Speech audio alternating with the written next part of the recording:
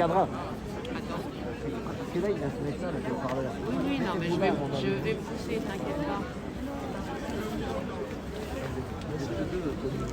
Donc déjà, je vous annonce la venue de Monsieur Perron. Donc on va commencer déjà par l'applaudir.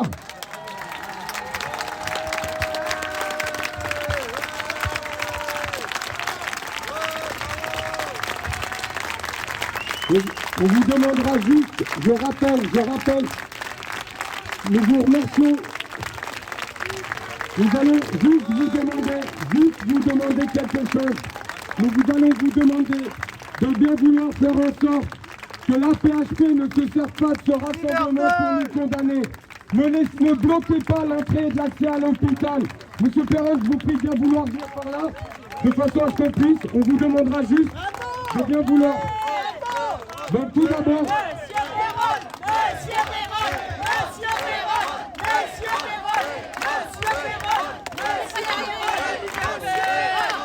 Alors, s'il vous plaît, je vous remercie. Je vous demanderai juste quelque chose. Je vais me permettre, nous allons commencer le rassemblement.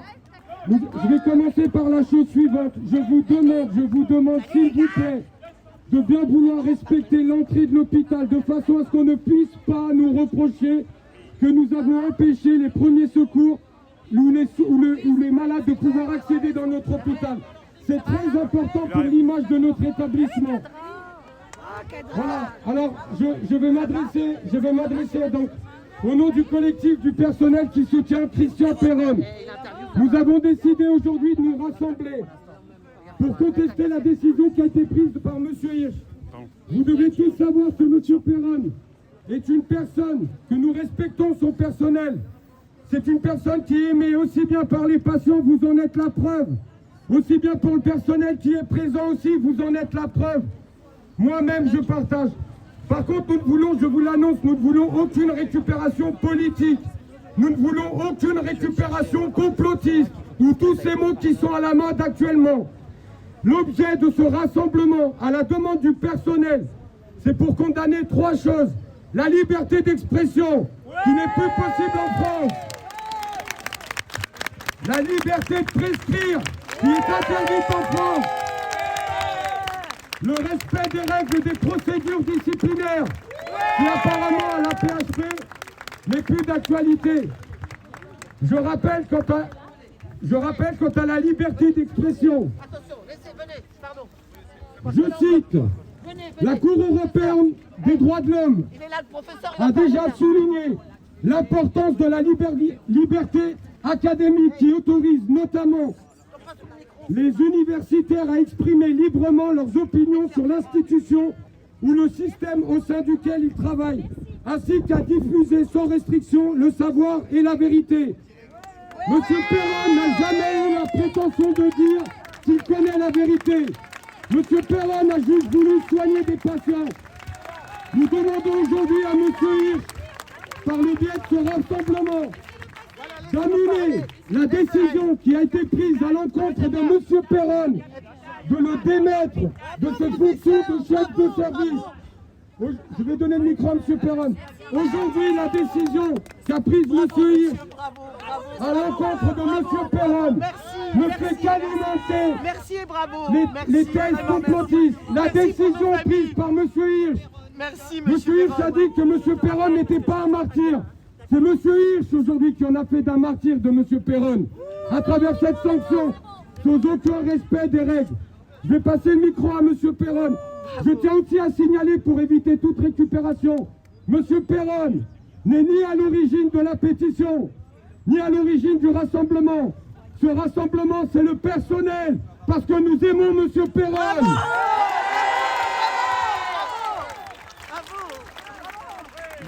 Merci, Georges. Je vous aime aussi. J'aime tout le personnel de l'hôpital Raymond Poincaré. Vous êtes merveilleux. Ça fait depuis 1994 que je suis chef de service.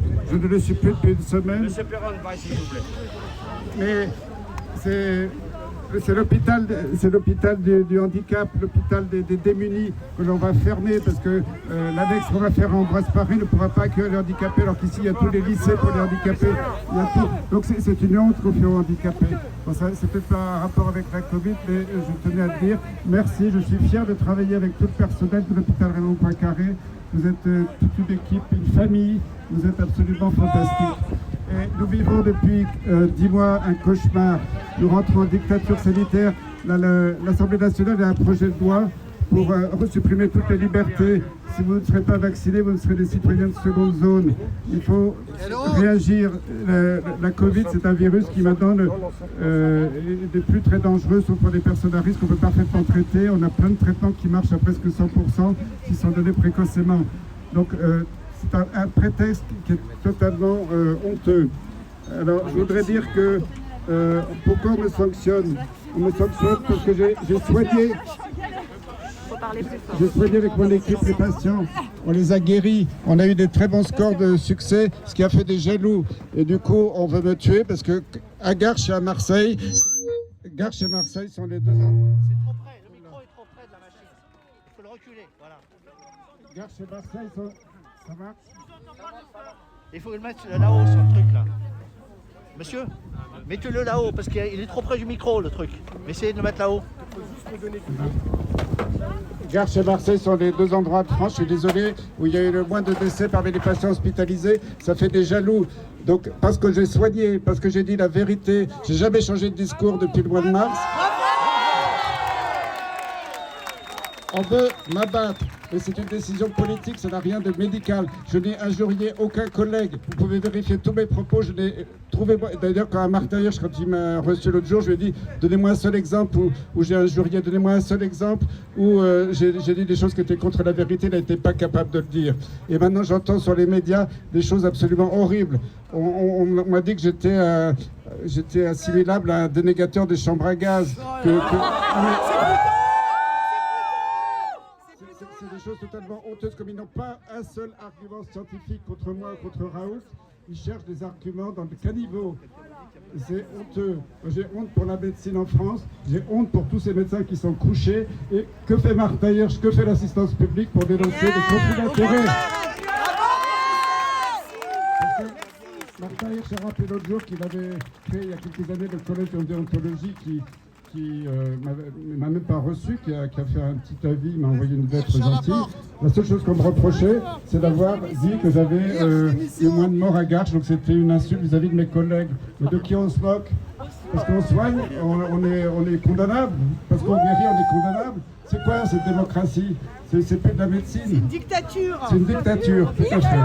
Votre meilleur témoignage, c'est votre livre. Alors, il faut savoir que le collège de déontologie, quand on m'a dit qu'il allait me recevoir, il ne m'a jamais reçu. J'ai regardé sur le site internet de la PHP, il a été créé pour encadrer les médecins qui avaient trop de conflits d'intérêts. C'est ce qui est écrit en toutes lettres. Et pourquoi tous les médecins, je ne citerai pas, parce que je vais être traduit devant la justice en diffamation, mais vous les connaissez. Blanchet, Lacombe, Tous mes collègues qui ont des conflits d'intérêts majeurs, ils sont tous les jours sur les plateaux de télé. Ils sont encore, beaucoup d'entre eux sont dans les comités scientifiques, à l'Élysée, au Conseil de la santé publique, etc. Et c'est totalement illégal, ils sont toujours là. C'est un scandale.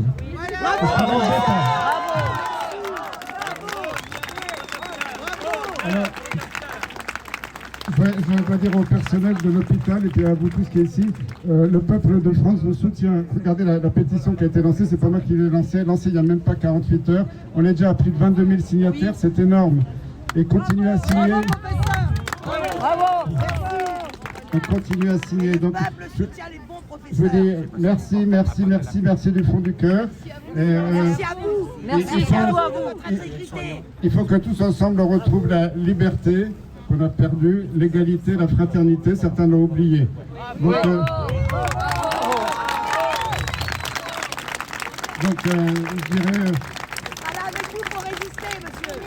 Vive notre belle France, vive notre belle France et vive le service public au service des citoyens.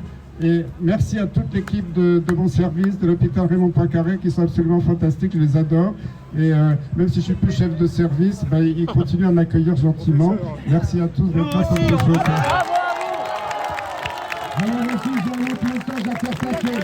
Parce qu'en tant que personnel et soignant du service de M. Perron, je suis détaché au syndicat, mais je suis un soignant du service de M. Perron. Lorsque le rassemblement a été fait à la demande du personnel, nous nous sommes sentis insultés. La fachosphère, la récupération politique d'extrême droite. M. Perron, je tiens à le dire, n'a jamais tenu de propos d'extrême droite. M. Perron n'a jamais tenu de propos complotistes, que ça plaise ou que ça déplaise. M. Perron a juste cherché à soigner avec le savoir qui est le sien. Il n'a jamais eu la prétention de dire qu'il sait mieux que les autres. Mais je pense que M. Perron connaît son travail. Je vous invite tous à regarder son CV. Je ne dis pas qu'il a raison, je ne dis pas qu'il a tort. Je dis juste qu'il a essayé pour nos soignants, pour nos patients et pour tous les gens qui êtes ici, que ce soit le Lyme, que ce soit le Covid ou que ce soit d'autres choses. M. Perron a toujours prêté serment d'Hippocrate et l'a respecté. Je ne me permettrai pas de dire que ses confrères ne l'ont pas respecté. Je ne suis pas en capacité de pouvoir juger. J'espère juste qu'un jour des comptes sera rendu.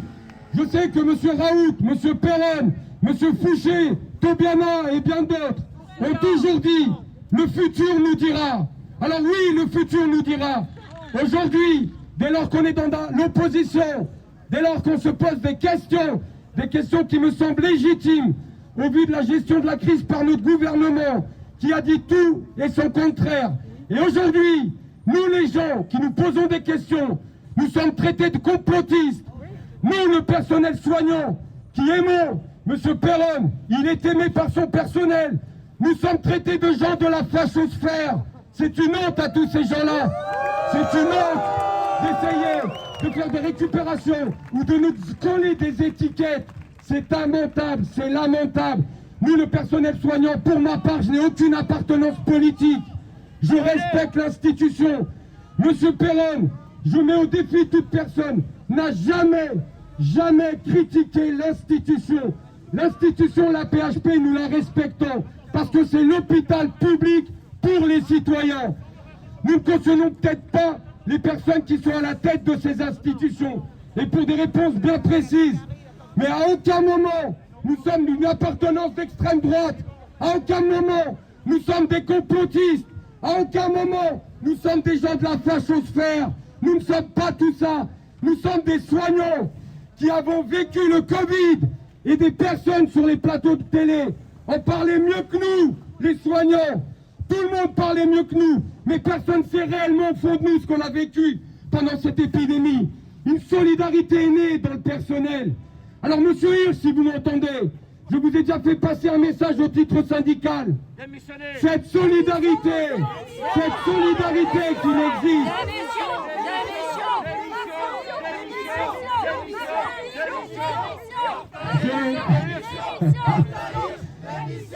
J'ai déjà entendu ces slogans-là lors de nombreuses manifestations, tout comme je l'ai entendu aussi lorsqu'il y a eu le jeté de la blouse. De nombreux médecins qui sont de la CME l'ont fait aussi au mois de janvier, ont demandé la démission de Martin Hirsch. Je ne me prononcerai pas aujourd'hui, parce qu'aujourd'hui, moi, je suis là pour soutenir M. Perron. Je suis là pour soutenir l'homme. Je suis là pour soutenir quelqu'un qui veut soigner et qui n'a jamais eu la prétention de dire qu'il connaît mieux que les autres. Je veux juste que la vérité soit rétablie. Aujourd'hui, je vois beaucoup de personnes donner leur avis, mais ce sont des gens qui n'ont pas compétence. Soyez comme nous, le personnel soignant. Nous n'avons pas compétence à traiter les patients. Ce sont un débat contradictoire avec de vrais journalistes d'investigation, avec de vrais médecins et pas à 10 contre 1. Ça s'appelle de l'acharnement. Mais avant tout, l'objet du rassemblement aujourd'hui, c'est de demander à M. Hirsch d'annuler la décision qui a été prise à l'encontre de M. Perron. Les médias, le syndicat national des médecins hospitaliers Force ouvrière, lui aussi a les mêmes interrogations que nous sur la liberté d'expression pour un praticien universitaire. Donc nous ne voulons pas de cette pensée unique qui interdit à toute personne de pouvoir se positionner.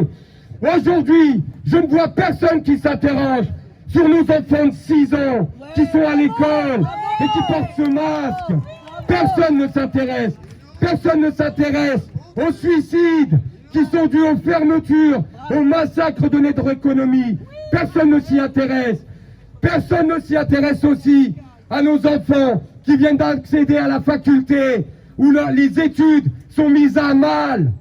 Nos commerçants qui sont à 2 doigts de mettre la main sous la porte.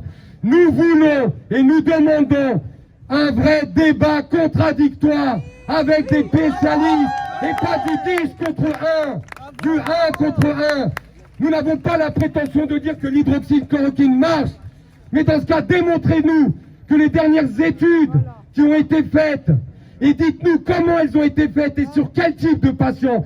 C'est entre spécialistes que vous devez régler ça. Ne nous prenez pas en otage, nous, la population. Ne vous servez pas de M. Perron, ou de M. Raoult, ou de M. Fouché, ou bien d'autres, pour dire que c'est eux qui nous orientent vers le complotisme. C'est faux. C'est toutes les décisions contradictoires, les unes comme les autres, qui font qu'aujourd'hui une majorité, un ensemble de populations ouvre les yeux. Mais cet ensemble de populations ne sont pas des complotistes. Ce sont des gens aussi qui ont perdu des êtres chers. Ce sont des gens éveillés. Ce sont des gens qui veulent des débats contradictoires. Voilà, je voudrais passer aussi le micro à du personnel qui voudra avoir un message de soutien. Et Georges, puisqu'il faut tomber la blouse, je vous donne ma blouse tout de suite. On va monter le haut-parleur. Voilà, et s'il y a des gens qui ont un message à faire passer, le message de soutien pour M. Perron. Oh, M. Perron, vous êtes beau! Mais cette blouse, elle vous appartient, le badge qu'il y a dessus, il vous appartient. Vous avez travaillé dur pour ça. Et juste un petit commentaire. Je suis complotiste, je suis rassuriste, mais il y a un nouveau mot que j'adore. Je suis questionniste. Parce que je pose des questions.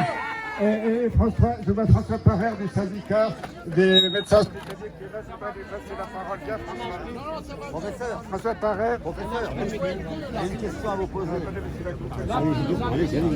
Voilà, donc pour ceux qui nous rejoignent, nous sommes en direct ici, donc avec le professeur Perron, en direct de l'hôpital Raymond Poincaré de Garches. Voilà, donc pour ceux qui ne seraient pas, Perron qui est en sa qualité de chef du département, chef de service du département maladie infectieuse et ça marche. Voilà, bravo, ça marche. Donc merci Georges. Ah ouais, non, c'est trop près là. Attention. Voilà. Laissez de la place, faites de l'espace. Si oui, mais on doit pas empêcher les ambulances de rentrer. Hein, professeur, mettez-vous face à nous. Bah, mettez-vous face à nous. Voilà. Non, mais ça résonne. Non, je voulais juste donner la parole. Oh là là. Non, venez par là plutôt. C'est pas bon le positionner. Venez par là plutôt. C'est pas bon, ça fait trop d'eau. Je voulais donner la parole au docteur François Parère. Un ami qui a travaillé pendant des années dans l'hôpital, qui est un heureux retraité maintenant, mais qui a toujours été un militant de la justice, des droits de l'homme, et qui est dans le syndicat national des médecins hospitaliers. Monsieur Perron, on n'entend rien derrière. Voilà. Mais c'est Georges qui sabote tout là. Ça marche là? C'est bon? Vous m'entendez? Là oui. Bon, je passe la parole à François Parère, médecin qui était médecin dans l'hôpital. Voilà. Merci Christian. Cher Christian Perron, chers amis qui êtes rassemblés ici, avec enthousiasme, avec détermination, je dois vous dire, en tant que médecin honoraire des hôpitaux de Paris, ayant exercé les 28 dernières années de ma carrière dans cet hôpital prestigieux, Raymond Poincaré, où j'exerçais comme médecin légiste et anatomopathologiste. Mais également, je voudrais m'adresser à vous comme syndicaliste. c'est-à-dire comme étant membre du syndicat national des médecins hospitaliers Force ouvrière. Je m'adresse à vous également comme étant attaché au droit. Et je dois dire, pour introduire directement mon intervention, que la levée des sanctions contre le professeur Péronne doit être faite. Nous l'exigeons.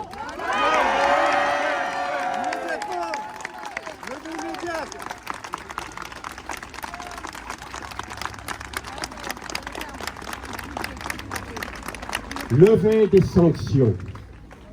sanctions ignobles. Pourquoi?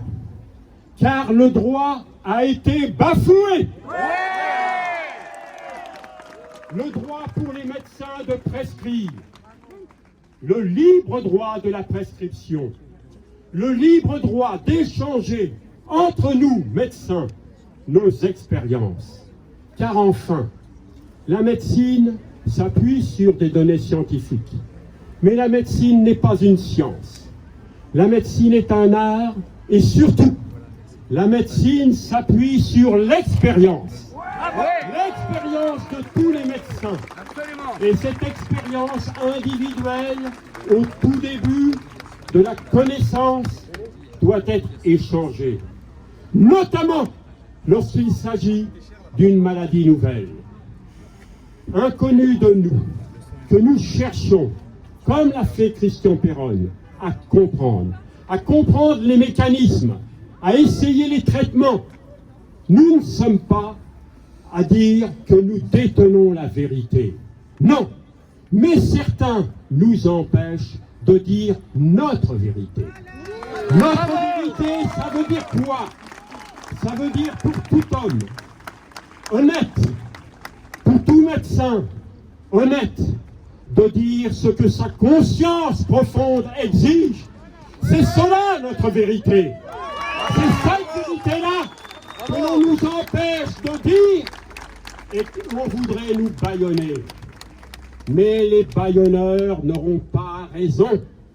Ils ne peuvent avoir raison de la vérité, car la vérité est plus forte que le mensonge. Voilà ce que je voudrais dire. Je voudrais dire aussi que si le droit de prescription, le droit d'échange entre médecins a été bafoué, le droit élémentaire a également été bafoué. J'ai vu, comme probablement vous tous, à la télévision, Monsieur Martin Hirsch.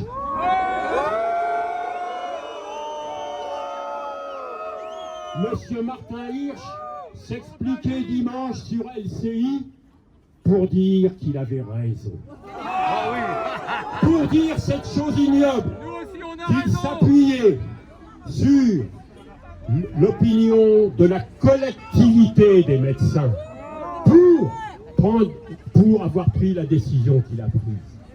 Mais je tiens à dire, pour terminer cette intervention, que le droit a été bafoué à cette commission médicale d'établissement de l'assistance publique qui s'est tenue le 1er décembre.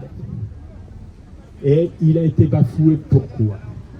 Parce que, à l'ordre du jour, il y avait donc cette sanction qui a été prise contre le professeur Péronne. Or, nous sommes dans un état de droit. Certains dirigeants n'arrêtent pas de nous le répéter, de nous le ressasser. Ils nous bassinent avec cela. Mais eux, que font-ils du droit? Eh bien, ils le bafouent. Comment l'ont-ils bafoué? Le professeur Péronne n'a pas été informé de cet ordre du jour. Il n'a même pas été invité pour pouvoir s'expliquer, dire quels étaient de son point de vue les faits pour lesquels il était accusé. Voilà, qu'est-ce qu'il y a en fait, c'est ça. La présomption d'innocence, dont on nous rebat les oreilles pour défendre certains, n'a pas été respectée. Le droit de la défense élémentaire n'a pas été respecté. Le droit pour chacun de pouvoir dire simplement ce qui a été de son point de vue. Le droit de pouvoir déposer un mémoire en défense. Le droit de pouvoir être assisté d'un avocat ou d'un confrère. Tout cela n'a pas été respecté. Le droit a été bafoué. Et cela est inadmissible Tout est magouille. C'est plus un état de droit, c'est une mafia. Alors, chers amis, je ne serai pas plus long. Et je vous appelle à continuer ce combat pour la levée des sanctions contre le professeur Péronne. Je vous remercie.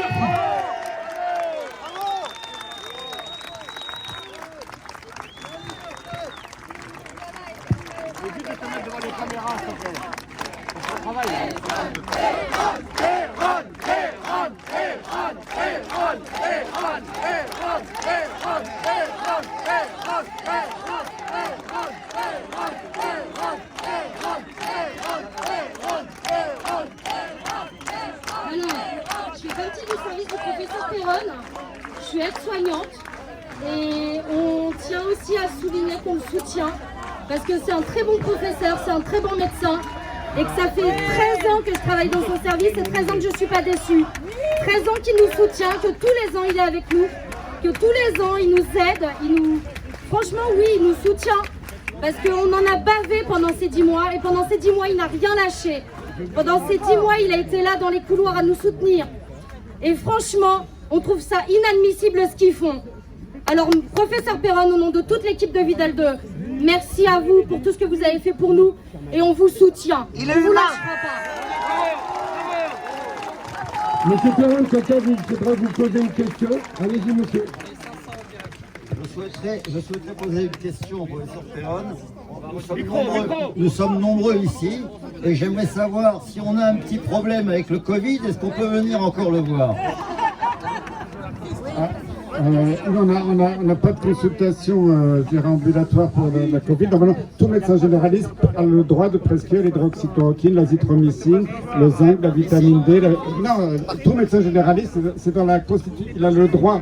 Les autorités ont fait croire que le médecin... C'est vrai que c'était interdit pendant une période en médecine générale, mais l'interdiction a été levée début juillet. Donc c'est de la désinformation. Si vous êtes malade du Covid, vous devez exiger de votre médecin un traitement qui marche, selon la littérature scientifique internationale. L'hydroxychloroquine marche, l'azithromycine marche, la vitamine D marche, le zinc marche, l'ivermectine marche. C'est un scandale quand on voit encore des gens qui se pavanent sur les plateaux de télé pour dire qu'il n'y a aucun traitement du Covid aujourd'hui, pour vous fourguer un vaccin qui n'a même pas été encore évalué et qui n'est même pas un vaccin, c'est de la thérapie génique, dont on ne connaît pas les effets secondaires. Voilà. Je vais passer le micro, mais juste avant, je vous demande à vous tous, s'il vous plaît. Nous vous redemandons le personnel, nous vous rappelons la raison pour laquelle nous étions là. S'il vous plaît, même si ça nous fait plaisir, lorsque vous voyez un véhicule, nous vous demandons de bien vouloir vous déplacer de façon à ce qu'il accepte. Ne donnons pas l'opportunité à l'AP-HP de condamner ce rassemblement en ayant empêché d'entrer des véhicules. Donc si je peux me permettre de vous demander à tous, dès lors que vous voyez un véhicule, rangez-vous qu'il puisse passer. Et comme ça, nous serons irréprochables. Et notre message passera. Patrice Ghiberti, j'ai lancé une pétition il y a quelque temps qui a plus de 210 000 signataires sur mesopinions.com pour Raoult et pour Christian Péronne. Je voudrais simplement dire une chose. Je ne connais pas un seul pays au monde dans lequel une dictature sanitaire s'applique comme en France. Citez-moi un pays où un médecin de notoriété internationale comme Christian Péronne se voit sanctionné parce qu'il a soigné. Nous sommes dans une dictature sanitaire, mais c'est une dictature dissimulée. Dès qu'un médecin de qualité ose dire le contraire de ce que la doxa veut bien dire, alors la presse, aux ordres, se met à l'appeler ou à dire de lui qu'il est controversé. C'est tout juste si on ne le fait pas passer pour un fou, comme dans l'URSS de Staline. Nous sommes en dictature sanitaire, soutenant nos médecins, et en particulier Christian Péronne. Merci. Je vais passer la parole aux autres. C'est pas moi qui vais parler aujourd'hui. Est-ce que je peux vous poser une question? Poser une question. Alors, moi, j'aimerais savoir, on entend parler aujourd'hui de la troisième vague. Donc, sur toutes les chaînes, on nous parle de la troisième vague, de la condition en Angleterre. Donc, qu'est-ce qui se passe exactement aujourd'hui? Parce qu'il y a l'imbrication du vaccin. Donc, qu'est-ce qu'on peut en dire? C'est pas nouveau. Déjà, il y a 2 mois, vous avez dit qu'il y avait un virus nouveau, très dangereux, qui arrivait d'Espagne, qui allait ravager l'Europe. Je l'ai toujours pas vu. Là, il y a un virus très nouveau. Alors, c'est sûr qu'un virus... Une mutation. Il y a plein de mutations, il y a plein de variantes de ce coronavirus, partout dans le monde. Mais dans l'histoire de la médecine et des épidémies, les variants deviennent toujours de moins en moins virulents. Alors, quelquefois, ils sont un peu plus transmissibles, ils sont moins virulents, mais ça se voit avec le virus du rhume, on n'en parle pas, ou avec d'autres virus. Donc, en Angleterre, il y a actuellement un variant qui est plus transmissible, mais il est moins virulent. D'ailleurs, quand on regarde les courbes de mortalité en Angleterre, elles continuent de baisser. En France, ça baisse. Alors, ils ont bloqué à Douvres et à Calais tous les passages entre le continent et la Grande-Bretagne. Tout ça pour vous faire peur, pour vous demandiez, vous suppliez à M. Macron de vous donner le vaccin au mois de janvier. Alors que ce vaccin n'a pas été évalué dans des conditions sanitaires normales. Donc tout ça, c'est de la manipulation des esprits. Ok, merci. Professeur, je peux vous poser une question, s'il vous plaît? J'ai été moi-même contaminé lors de mon voyage en Afrique en tant que reporter. Et j'ai visité beaucoup de médecins, et vous avez été le seul avec votre service, dont je vous remercie. Vous m'avez sauvé la vie. Aujourd'hui, je témoigne de personnel en tant que journaliste déjà, et en tant que citoyen français lambda, sans aucun parti politique dans la casquette. J'ai une seule question à vous poser. Ce vaccin, s'il existe, on va dire qu'il existe, il est basé sur quoi? Puisqu'on dit qu'on ne connaît pas le virus, on ne sait pas le voir, on ne sait pas s'il est dans la cuisine ou dans la salle de bain, s'il est dans la piscine ou dans le théâtre. Mais comment on a pu dire on a su le vaccin? Expliquez-moi, parce que je suis comme des centaines de Français, voire des milliers, on ne comprend pas le problème. Les théâtres sont fermés, les spectacles sont fermés, tout est fermé, on ne vit plus. Et je fêterai Noël avec ma famille grâce à vous. Merci. Aujourd'hui, la mortalité du Covid, c'est 0,05%. Les victimes, c'est des personnes très âgées, c'est des grands obèses, des gens qui ont des gros problèmes cardiaques, respiratoires, diabète, etc. On les connaît, on peut les protéger. Moi, si j'étais ministre de la Santé, immédiatement, il y aurait des stocks d'hydroxychloroquine, d'azithromycine, d'ivermectin, et de vitamines dans les EHPAD, et j'interdirais le Rivotril dans les EHPAD. Voilà. Cela, c'est un scandale national. On refuse les traitements qui marchent et qui sont démontrés. Il y a des méta-analyses internationales sur plus de 160 publications qui montrent que ce traitement marche. Pourtant, en Israël, ça marche. Oui, mais en Israël, ça marche. Moi, je suis désolé. Voilà, vous avez tout à fait raison.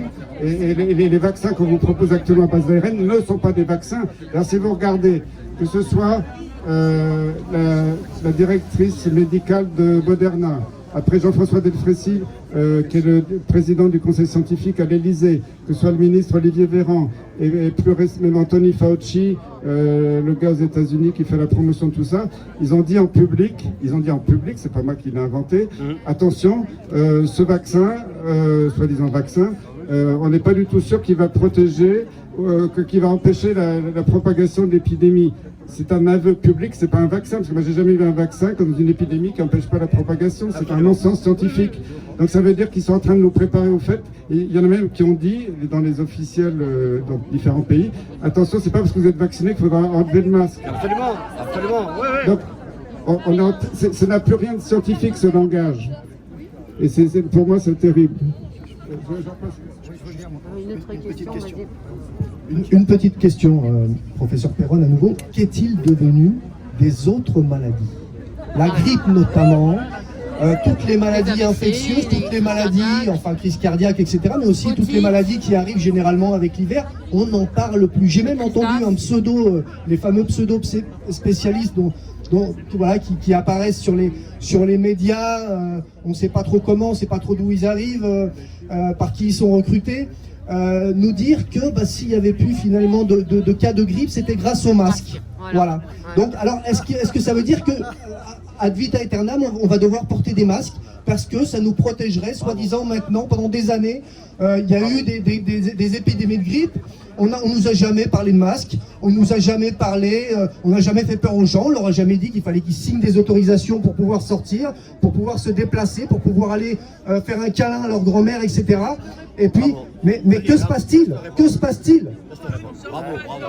Effectivement, c'est un problème parce qu'aujourd'hui, la mortalité n'est pas pire que beaucoup de virus respiratoires saisonniers qu'on a eu depuis des décennies. Il y a peut-être eu un surplus de mortalité sur des personnes à risque au mois de mars-avril, mais maintenant, il n'y a plus aucune justification à toutes ces sanctions, à faire crever les gens des cafés, des restaurants, toute la culture. Vous vous rendez compte, le monde de la culture, on n'a plus le droit de penser, on n'a plus le droit de se rassembler dans des endroits de plaisir. Le plaisir est interdit maintenant. Vous n'avez plus le droit de rencontrer les gens, vous avez tout... je ne sais pas, vous avez lu George Orwell, en train de vivre aujourd'hui, et c'est terrible. J'ai rappelé Georges s'il est dans les parages, parce que je vous donnais la parole au personnel de l'hôpital, parce que c'est pas moi qui dois parler. J'ai une dernière question, docteur Perron, parce que j'aimerais avoir une question. Enfin, ma question, elle se porte sur la temporalité et sur la rapidité, en fait, de la requête qui a été déposée, donc des accusations qui vous concernent. Comment se fait-il que ça a été aussi vite? D'habitude, l'ordre des médecins, il y a une temporalité, ça va pas aussi vite. Pour vous, pour le docteur Raoult, et puis pour tous ceux qui sont inquiétés par des accusations de complotisme, comment se fait-il que ça a été aussi rapide? Il faut demander à notre cher ministre de la Santé, Olivier Véran, je pense qu'il a la réponse. Ah d'accord. Allez, tiens. Voilà, donc tous ensemble déjà, je voudrais tous vous remercier pour le fait que ça se passe bien. Je le répète encore une fois, ne donnons pas la possibilité à ma direction, dont nous avons eu une réunion ce matin, parce qu'il semblerait que ce rassemblement est inquiété. J'ai entendu dire que c'est parti à la vitesse de la lumière sur Facebook. En fait, j'ai envie de dire... Vive les réseaux sociaux qui nous permettent encore de pouvoir nous exprimer. Je le redis encore une fois de façon à ce qu'il n'y ait pas de récupération. De nombreuses personnes, et M. Perron dont il en fait partie, nous ne sommes pas des complotistes, nous sommes des questionnistes. Contrairement à beaucoup d'autres personnes qui sont des médias de relais, nous demandons aussi, peut-être au-delà du débat contradictoire entre de vrais spécialistes, nous demandons du vrai journalisme d'investigation. Nous demandons une vraie presse d'investigation. Nous demandons que soient vues les conséquences du port du masque sur nos enfants de 6 ans. Nos enfants de 6 ans qui ne savent plus lire. Je suis moi-même père d'enfants et ça m'est difficile. Aujourd'hui, nous perdons le sourire. Nous ne nous voyons plus avec une gaieté dans le visage. Aujourd'hui, nous avons un bout de tissu sur le visage qui nous empêche de montrer nos expressions. Quand j'entends certaines personnes que personne n'a condamnées, même si on s'en est excusé, mais comment peut-on dire, quand on se permet de dire que M. Perron influencie certaines personnes dans le choix des décisions qu'ils doivent prendre? Alors que devons-nous penser quand on entend à la télé que papy et mamie c'est dans la cuisine, qu'il faut couper la moitié d'une bûche? Que devons-nous penser de ça? Aujourd'hui, la plus belle marque que nous pouvons apporter pour cette fête de fin d'année, en plus du respect des gestes barrières, c'est un mot qui est devenu à la mode, c'est comme le mot asymptomatique. Je ne savais pas, mais bon, apparemment on est positif asymptomatique. Mais l'ARS n'a jamais communiqué non plus sur les cycles d'amplification du PCR. C'est ça les questions que de nombreux citoyens se posent. C'est ces questions-là à laquelle nous aimerions avoir un vrai débat contradictoire. Aujourd'hui, M. Macron a dit, je cite, « Nous ne rendrons pas le vaccin obligatoire. » Je ne me permettrai pas de dire quel est mon point de vue sur la vaccination. Mais je sais une chose, j'ai vu un projet de loi qui a été déposé où on ne m'interdit pas, où on ne m'impose pas, pardon, de prendre le vaccin. On ne me l'impose pas, non. Mais on me dit, si vous ne prenez pas le vaccin, vous serez interdit de lieu public, vous serez interdit de transport, vous serez interdit de toutes ces choses. Je pense, comme de nombreux, ici nous avons tous eu un jour à nous faire vacciner ou à vacciner nos enfants. Et c'est la première fois de ma vie, j'ai 44 ans. Et comme j'ai dit, je n'ai pas les compétences scientifiques pour pouvoir prétendre que le vaccin marche ou ne marche pas. Je n'ai pas les compétences scientifiques pour dire si l'hydroxychloroquine marche ou ne marche pas. Malgré ce que je sais, ce que j'ai vu dans les services. Mais je sais juste une chose, jamais de ma vie, je dis bien jamais de ma vie, en 44 ans, j'ai vu qu'on voulait m'interdire l'accès à un autre pays, ou l'accès à un lieu public, ou l'accès au métro parce que je refuse de me faire vacciner. Alors ça, je ne dirai pas aujourd'hui si je le ferai ou pas. Mais en tout cas, monsieur Hirsch, moi j'ai une proposition à vous faire, monsieur Hirsch. Je suis prêt à me faire vacciner. Et je suis prêt, monsieur Hirsch aussi, à faire une politique de campagne de vaccination dans notre établissement. À une condition, monsieur Hirsch. Vous venez vous faire vacciner dans notre établissement. Et c'est nous qui prenons le vaccin. À une seule condition. Et à ce moment-là, je jure ici devant tout le monde que je serai le deuxième à me faire vacciner après monsieur Hirsch. Ne vous embêtez pas à venir avec le vôtre, je pense que nous en aurons ici. Et à ce moment-là, parce qu'aujourd'hui, des gens qui nous forcent à prendre le vaccin, qui nous disent qu'il est bon pour notre santé ou pas, et je le redis, je ne suis pas scientifique. Mais ces gens-là ne le sont pas non plus pour les médias, ils ne le sont pas. Comment des personnes peuvent nous dire, des barbiers ou autres, j'en passe, interdisons-les de tout.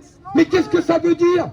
Aujourd'hui, nombre de parents, aujourd'hui on a des enfants en bas âge, nous n'avons plus d'activité pour nos enfants, à part qu'un parc, ou la télé. Où sont nos cinémas? Où sont nos théâtres? Où sont les loisirs qu'on aime faire avec nos enfants? Où sont-ils? Voilà, si quelqu'un veut prendre la parole. Monsieur veut prendre la parole. Les loisirs confisqués. Liberté. Bonjour. Liberté. Je vous le dis, M. Perron, vous êtes extraordinaire. Vraiment, depuis le premier jour, vous êtes monté au créneau. Vous n'avez jamais changé de discours. Et tous vos discours ont été d'une clarté parfaite et d'un calme parfait. Vous êtes emblématique, vous êtes iconique. Et vous inscrivez avec honneur votre nom dans l'histoire. Vous êtes en train de sauver notre pays. De sauver notre pays des mains des brigands, des gens qui nous font la guerre. Il a dit, Macron, je fais la guerre. Effectivement, il fait la guerre à notre pays. Il fait la guerre au peuple français. Et le peuple français doit se lever, doit agir. Je convie, puisque certains se sont sacrifiés pour ça, eh bien, que tous les samedis, tous les Français descendent dans la rue pour que nous retrouvions notre liberté, notre dignité et la vérité. Et un immense bravo à M. Perron. Bravo, vous êtes extraordinaire et nous vous aimons.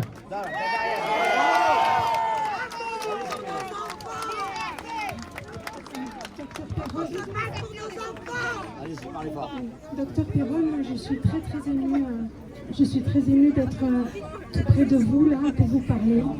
Et ce que je voudrais vous dire, c'est que vous avez soigné, vous avez sauvé des vies, vous avez sauvé aussi des âmes parce que par votre bon sens, par votre authenticité, par la vérité et la lumière qui est en vous, vous avez sauvé des âmes.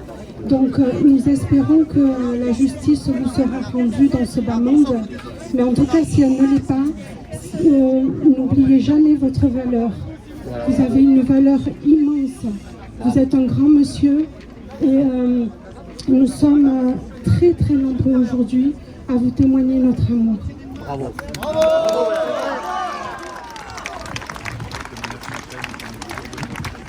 Est-ce que quelqu'un veut poser une question ou passer un message de soutien dans le personnel à M. Perron?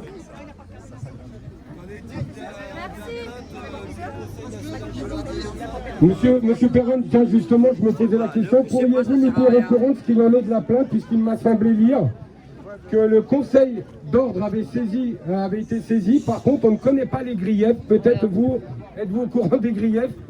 Je ne suis pas au courant, j'ai reçu une lettre de Patrick Bell, président du Conseil national de l'ordre des médecins, comme quoi j'allais être convoqué un jour, pour je ne sais pas quelle raison, ça n'avait pas exposé, devant le Conseil disciplinaire. Disciplinaire, c'est que j'ai commis une faute très grave. Par rapport à Hold Up. Et alors, il y a un communiqué là aujourd'hui on était 6 médecins dans la charrette. Voilà. Donc on va être conduit à l'échafaud parce qu'on a soigné, parce qu'on a dit la vérité. C'est une honte. On sera là.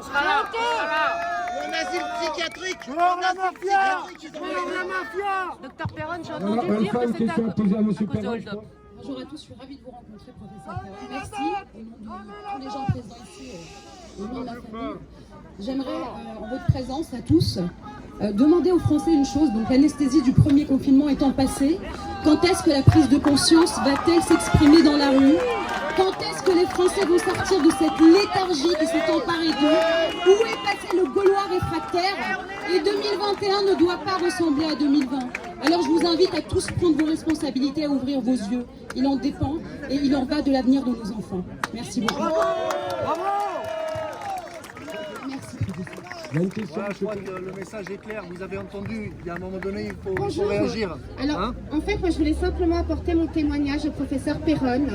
On a eu l'occasion de se rencontrer. Et voilà, c'est quelqu'un de formidable que je rêve de rejoindre. Je travaille à la paix, à Pompidou. J'ai beaucoup de collègues qui, malheureusement, n'ont pas pu prendre de demi-journée comme moi. Et qui vous soutiennent énormément, mais qui ne sont pas présents. Voilà, donc vous avez du soutien du personnel, de l'assistance publique des hôpitaux de Paris, et continuez dans votre honnêteté, dans votre sincérité.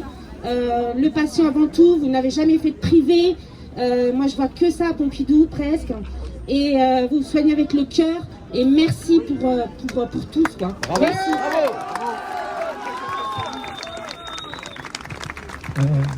Professeur Perron, on est tous ravis d'être auprès de vous aujourd'hui. Et j'ai envie juste de dire une chose. J'espère qu'ici, il y a des médias qui ont pignon sur rue et qui passent dans cette télé que j'appelle la télé poubelle. Et je voudrais juste dire une chose. Le livre du professeur Christian Perron est le meilleur de tous les témoignages qui puissent être mis sur la table et dans la rue.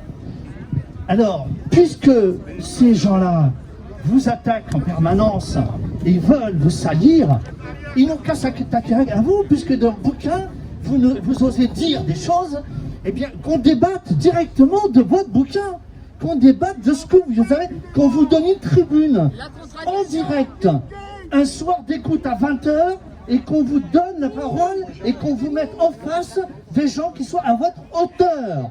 C'est ça que j'ai envie de dire. C'est tout ce que j'ai envie de dire. Que ces médias qui nous bassinent tous les jours avec leur merde permanente, eh bien qu'ils puissent donner le ton à ce professeur intègre. C'est pour qui le serment d'Hippocrate a une vraie valeur. Aujourd'hui, parmi tous ces gens du conseil scientifique que décrit le professeur Perron dans son livre, eh bien j'aimerais qu'ils se mettent à la table du professeur Perron et qu'on puisse avoir un direct à 20h et qu'on mette tout sur la table et qu'on discute de ça et que les gens se fassent leur propre idée. Comme ça, c'est un rêve. Voilà. Oui, mais c'est notre démocratie qui est en jeu. On est dans une Je vais juste répondre sur le livre. Parce que le livre, on a dit que j'avais diffamé. Il y a même un médecin, vous vous souvenez, sur un plateau de télé qui avait dit que j'avais accusé des millions de médecins dans le monde des criminels. J'ai jamais tenu ces paroles. On a diffamé totalement mes propos en disant que j'allais être attaqué en justice pour diffamation. Je vous rappelle que le livre a été publié à la mi-juin. J'ai eu 0 attaque, de 0 avocat, de 0 institution en diffamation. Parce que tout ce que je dis, c'est pas moi qui le dis.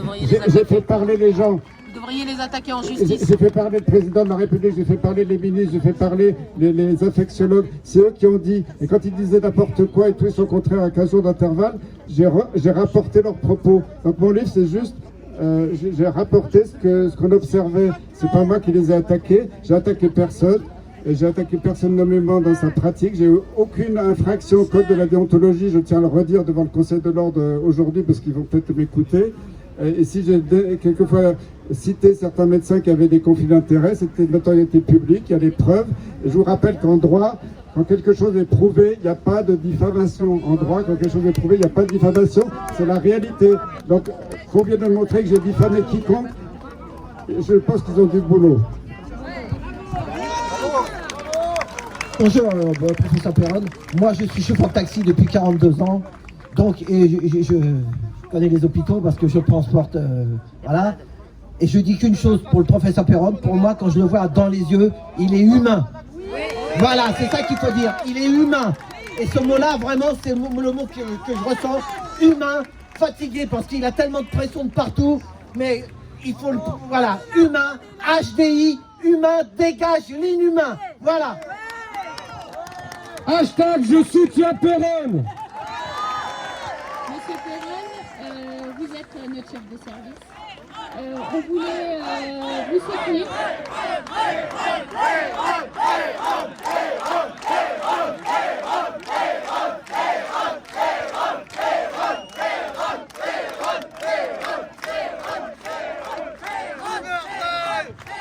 Voilà, vous êtes notre chef de service, vous avez été là quand on a eu besoin de vous, on sera là pour vous, on ne vous lâche pas.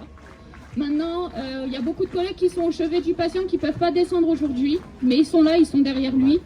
Et je voulais vous dire aussi, nous en consultation depuis ce matin, on est débordés d'appels, vous êtes soutenus partout en France, des appels de partout, donc on leur dit qu'ils peuvent envoyer des mails à Monsieur Hirsch et surtout, enfin voilà, vous êtes soutenus. Vous êtes soutenus et on ne vous lâchera pas. Bravo, bravo. Alors je crois savoir aussi qu'il y a la presse ou les médias qu'on ne soutient pas. Donc ce soir, si vous devez faire passer un message sur BFM, CNews, LCI, TF1, regardez bien, nous ne sommes pas complotistes. Il y a des gens de tous bords, des Noirs, des Blancs, des Italiens, des Portugais, des gens de confession juive, des musulmans. Nous ne sommes pas ça et ce n'est pas Monsieur Perron. Nous sommes juste des citoyens qui nous posons des questions et nous n'avons pas les compétences à évaluer ce qui est en train de se passer. Par contre, nous pouvons évaluer des débats contradictoires. Le message est clair, le message est net. Nous voulons des vrais débats contradictoires. Et aujourd'hui, le personnel vous sera fidèle, Monsieur Perron. Jamais nous ne laisserons tomber ce grand professeur. Et aujourd'hui, vous en êtes tous la preuve. On n'a pas besoin, nous n'avons pas besoin.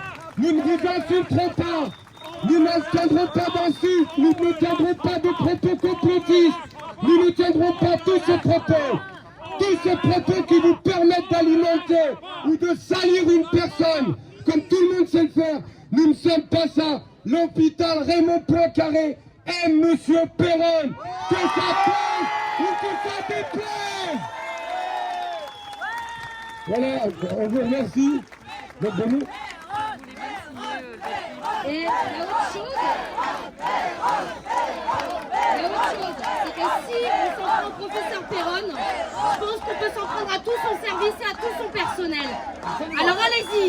Et je pense qu'on peut aussi s'en prendre à tous ses patients et à tous ceux qui respectent le professeur Perron. Alors allez-y, essayez de nous attaquer, il n'y a pas de souci, on le soutient. Et enfin, vive la liberté d'expression! Vive le droit de prescrire! Et nous voulons un débat contradictoire! Lorsqu'il faudra, malheureusement pour certains, devoir rentrer parce que vous imaginez que M. Perron soigne, que nos collègues ici de l'hôpital doivent travailler aussi. Nous allons vous demander progressivement et doucement de bien vouloir vous disperser de la façon la plus classe, la plus élégante. Parce que ce que je peux affirmer aujourd'hui, malgré tout ce que vont affirmer certains médias, certains sites complotistes, certains médias,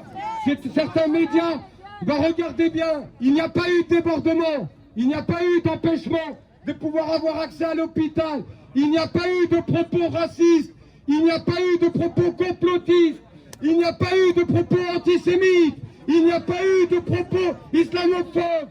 Non, non et non. Il y a eu juste l'éveil d'une population qui se pose des questions quant à la gestion de cette crise du coronavirus.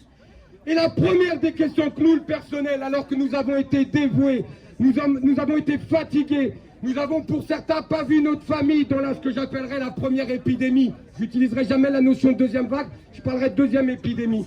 Je sais une chose, nous savons le personnel pour de nombreuses que nous avons vues.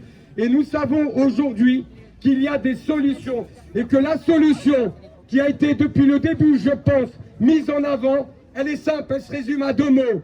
C'est isoler, non pardon, excusez-moi, je ne l'ai pas fait dans l'ordre, dépister, isoler. Mais il est où le mot soigner ou traiter? Il est où ce mot? Il est où? On demande à être soigné, on demande à être traité, on ne demande pas juste à être dépisté ou à être isolé. Aujourd'hui, personne ne peut nous apporter des garanties sur les traitements, sur les vaccins ou autres. Mais vous nous dites tous, vous reprochez à M. Perron d'avoir enfreint la déontologie, mais nous forcer à prendre quelque chose dont on n'a pas de recul, ça s'appelle comment? Ça s'appelle comment? Voilà. Merci M. Perron et je rappelle, hashtag je soutiens Perron, nous ne lâcherons pas, nous continuerons et nous rappelons le personnel, notre demande est simple. Monsieur Hirsch, nous vous demandons d'annuler la sanction prise à l'encontre de Monsieur Perron. Et vous savez pourquoi?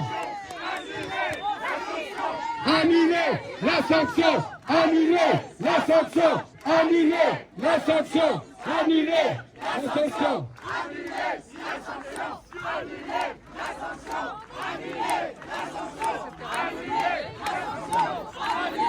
la sanction, annuler Je tiens aussi à préciser, parce qu'il ne faut pas que ça m'échappe.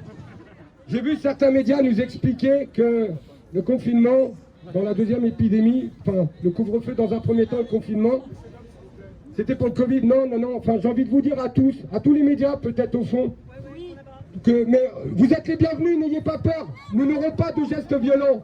Nous ne sommes pas des black blocs, nous sommes des soignants. J'ai juste envie de vous dire, ça vous parle le Parisien en 2017? La grippe? Ça vous parle tout ça? Vous savez, ça fait plus de 10 ans que les soignants, nous nous battons pour informer la population de la destruction du service public de nos hôpitaux. Ça fait plus de 10 ans qu'on vous dit qu'on manque de personnel dans nos hôpitaux. Mais vous étiez où à cette époque? Vous étiez où tous? On avait besoin de vous. Et je voudrais vous dire, par contre, je le pense, et ça vient du fond du cœur, lorsque M. Hirsch a fait l'organisation du temps de travail en avril 2016, l'arrêté, ça vous parle après ce bout? Ça vous parle? Hein? Vous nous avez vus comment tous? Vous nous avez vus comme des privilégiés qui défendions nos repos. Mais c'est pas nos repos qu'on défend, c'est le soin pour les patients. Vous ne savez pas ce que c'est que s'occuper d'un malade. Vous ne savez pas ce que c'est que faire une toilette. Vous ne savez pas ce que c'est que le relationnel. Et aujourd'hui c'est de ça. Mais c'est pas M. Macron qui est derrière ça, parce que ça date depuis des années. C'est ça qu'on nous a enlevé à nous les soignants. Aujourd'hui on traite les hôpitaux comme on traiterait une entreprise. Mais nous avons affaire à des humains. Nous n'avons pas affaire à de l'argent, à des contrats, à des dividendes. Nous soignons la population comme demain. Nous serons un jour amenés à être dans ces lits ou dans ces EHPAD. Et moi j'ai toujours fait le maximum pour que demain, si je dois être hospitalisé, j'ai exactement le même traitement à mon encontre que moi j'avais pour les soignants. L'amour du patient, pardon. L'amour de ce que je fais, pouvoir le regarder dans les yeux, le réconforter, lui apporter de la chaleur, toutes ces choses qui disparaissent progressivement dans nos hôpitaux. Nous ne voulons pas de ça. Nous voulons la vraie défense d'un hôpital public. Nous voulons la défense pour que les gens puissent se soigner. Parce qu'en catimini, qu'est-ce qui va se passer à partir de septembre? De nouveau, il va y avoir un forfait urgence. Mais jusqu'à quand? Jusqu'à quand? La France est un pays où le social a toujours existé. Mais pourquoi voulez-vous le détruire? Nous, les Français, nous n'avons pas de problème à distribuer aux autres, dès lors qu'on peut distribuer. Alors arrêtez tout ça, vos démagogies qui irréalistes. Arrêtez de croire que nos hôpitaux ont été saturés. C'est le Covid. Non, messieurs, dames, c'est pas le Covid qui a saturé nos hôpitaux. C'est les divers politiques qui ont eu lieu sur les restructurations de nos hôpitaux. C'est ça la vérité.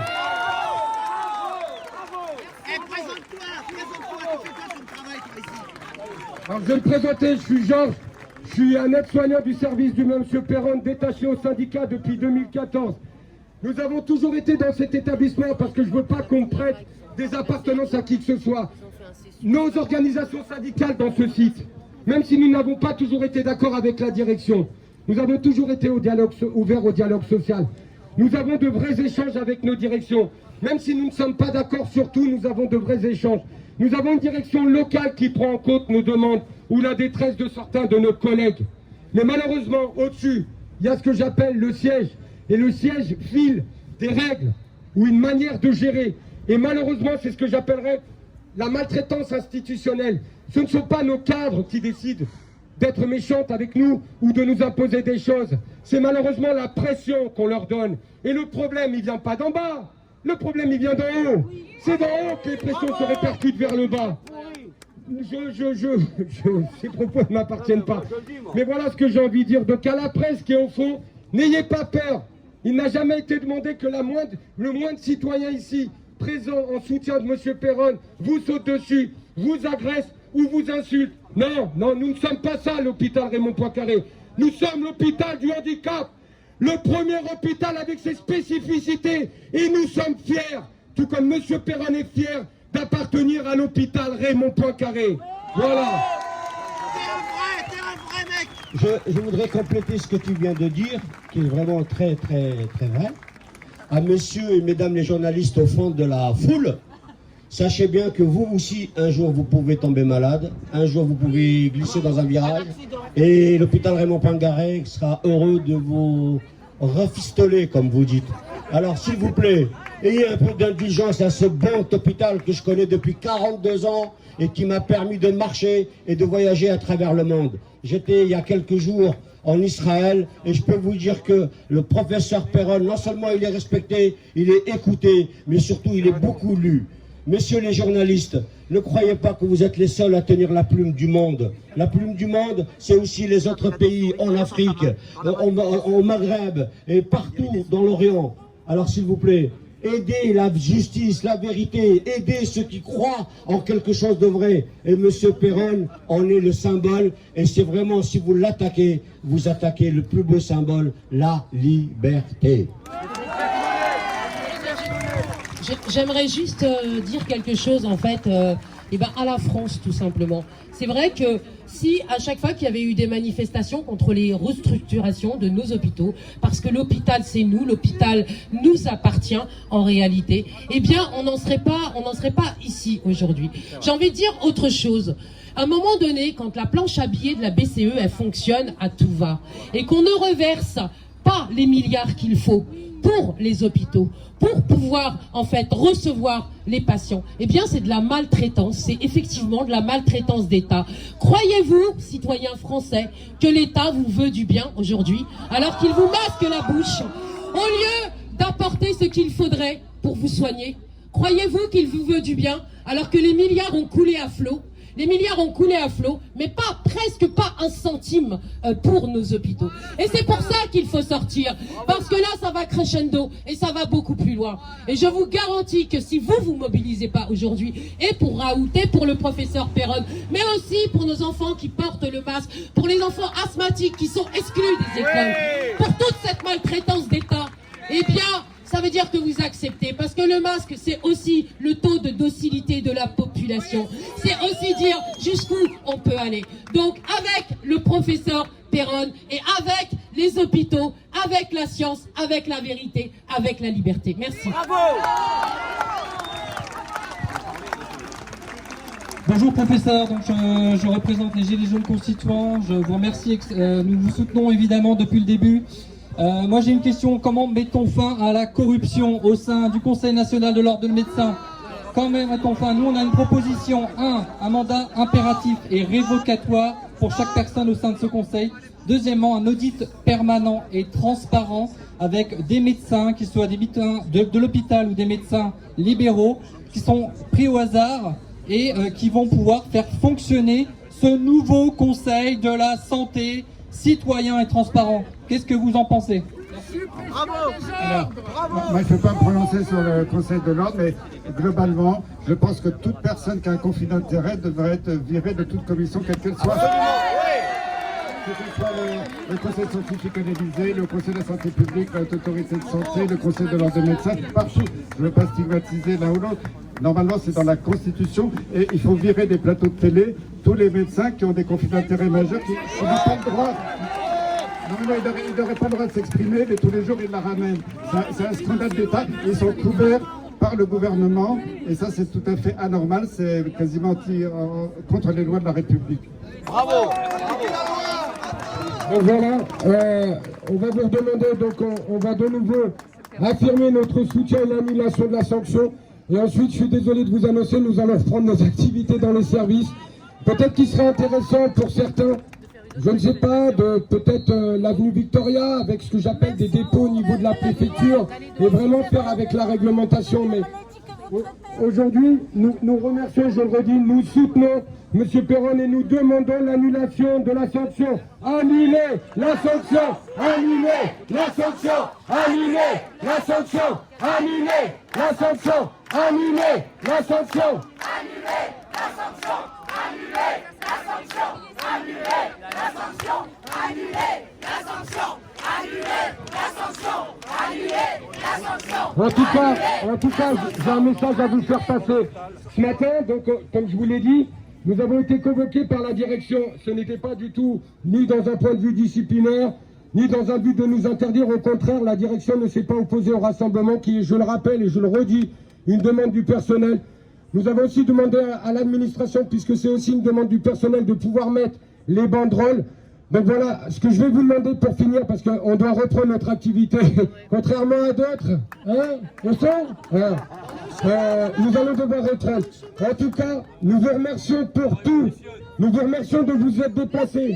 J'espère que demain, ou dans les jours à venir, il y aura un autre rassemblement, peut-être, pour faire coucou lors d'une CME au niveau du siège de la PHP. Mais le plus important, si elle doit avoir lieu, elle ne viendra pas de nous, le personnel de Raymond Poincaré, comme vous pouvez l'imaginer, mais que ce soit déposé au niveau de la préfecture, de façon à ce qu'on ne nous reproche rien. Parce qu'aujourd'hui, le message qu'on a voulu faire passer à notre directrice et au directeur du GH, c'est que les choses se passeraient de manière correcte. Et je pense qu'elles se sont passées de manière correcte. Et pour ça, nous vous en remercions. Et le personnel de Raymond Poincaré, le personnel vous remercie de vous être déplacés, d'être nombreux. Je ne rentrerai pas.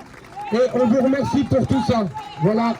On va être obligé de mettre fin parce qu'on va reprendre nos activités. Mais en tout cas, nous vous remercions à tous pour la solidarité. Merci à vous tous.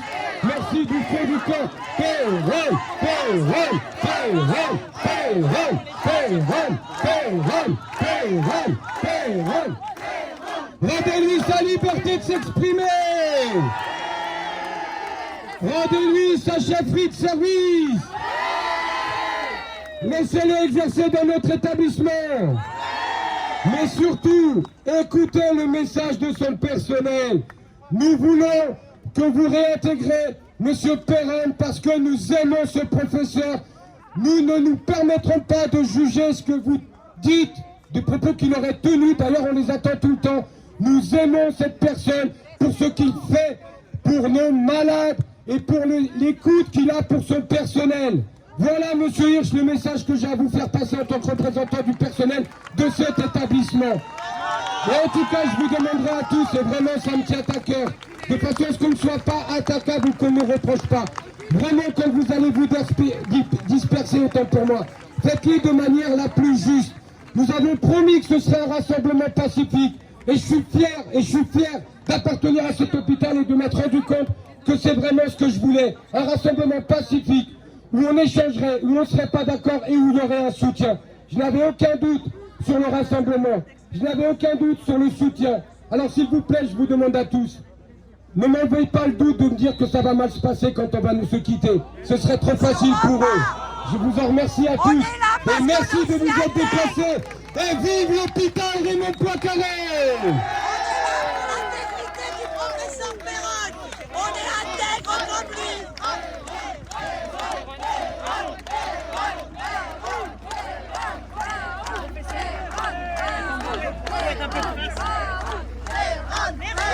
Merci professeur de votre intégrité.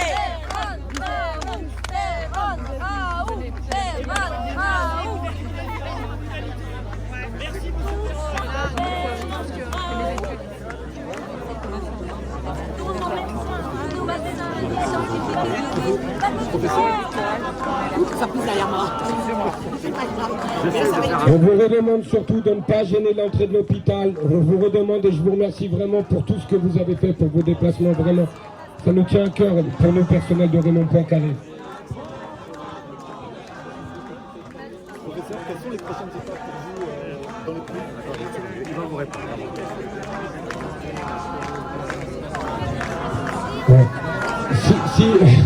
J'imagine que vous voulez tous votre photo avec M. Perron et vous avez tous vos livres à faire signer, j'imagine.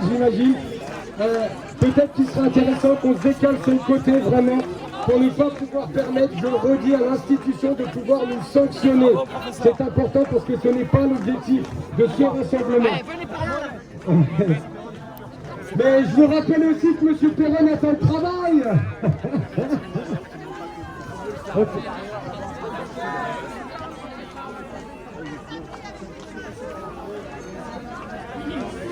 Alain, regarde.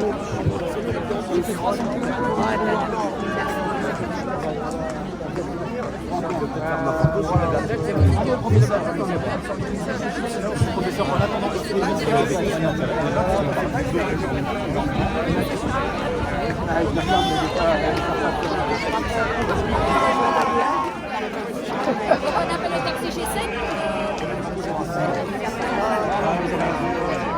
Vous êtes dans le média mainstream de loin. Il y a certainement. Aujourd'hui, vous ne